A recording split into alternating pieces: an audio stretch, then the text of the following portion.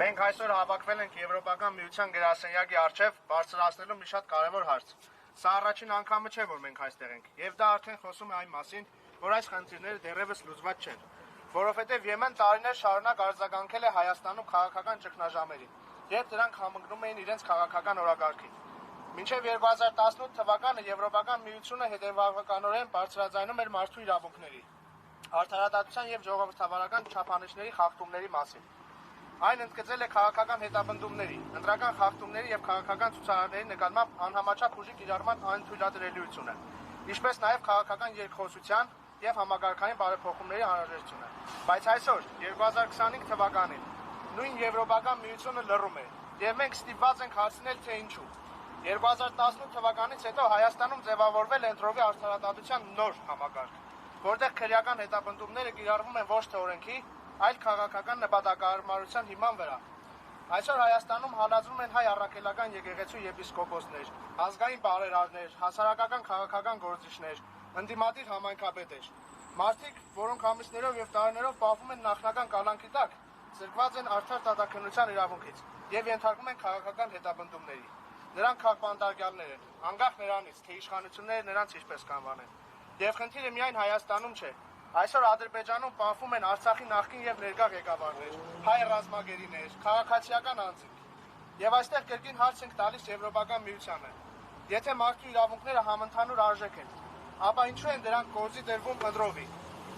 Ինչու Եմեն կարող է խիստ դիրքորոշում արտահայտել աշխարհի մի մասում, սակայն մյուս մասում իր գործընկեր երկրում գտնվող խախտումներին վերաբերվում են կամ ընտրական։ Լռությունը դիվանագիտություն չի, լռությունը քաղաքական ընտրություն է, եւ այդ լռությունը ուղիղ ազդանշան է իշխանություններին շարունակելու, իսկ քաղաքացիներին վախենալու։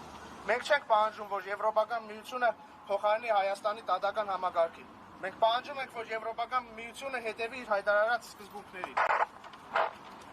Մենք պահանջում ենք պաշտոնապես արձանագրել Հայաստանում քաղբանտարկյալների առկայությունը, ներառել կոնկրետ գործերի ԵՄ-Հայաստան քաղաքական օրակարգում, պահանջել քաղբանտարկյալների ազատ արձակում, հստակ դիրքորոշում հայտնել հայ ռազմագերիների եւ Արցախի ղեկավարների ապօրինի պահպանման հարցում։ Մարդու իրավունքները չեն կարող բաժանվել հարմար եւ անհարմար դեպքերի։ Ժողովրդավարությունը չի կարող լինել միայն անցյալի խնդիր։ Եթե Եմեն այսօր լռում է, ապա վաղ այդ լռությունը կբերի նոր բանտարկությունների, նոր քաղբանտարկյալների եւ նոր ճնշումների։ Մենք այստեղ ենք, որպեսզի դա ցույց տանք։ Մենք չենք կարող պատկերացնել, որ եվրոպական արժեքները կրող մարդիկ, որոնք լիազորված են հնչեցնելու Եվրամիության տեսակետը եւ կարծիքը Հայաստանում, կարող են հաշտ լինել վերոնշյալ իրադարձությունների հետ։ Այդ իսկ պատճառով մենք վստահաբար հայտարարում ենք, որ Եվրոպական միությունը դե ֆակտո լքել է Հայաստանի Հանրապետությունը եւ այստեղ միայն մոռացել է Եվրոպական միության դրոշը եւ զինանշանը ու մոռացել է հայտարարություն անել մի բանի մասին, որ այս շենքը տրվում է վարձով, որը մենք կուղենք, մենք հայտարարությունը իրանց կօգնենք, Եվրոպական միության գրասենյակը տրվում է վարձով, քանի որ նրանք անգործության են մատնվել եւ ոչ մի խախտումների մասին արձանագրումներ չեն անում։ Ազատություն քաղբանտարկյալներին, արդարություն առանց ընտրովի մոտեցմանը,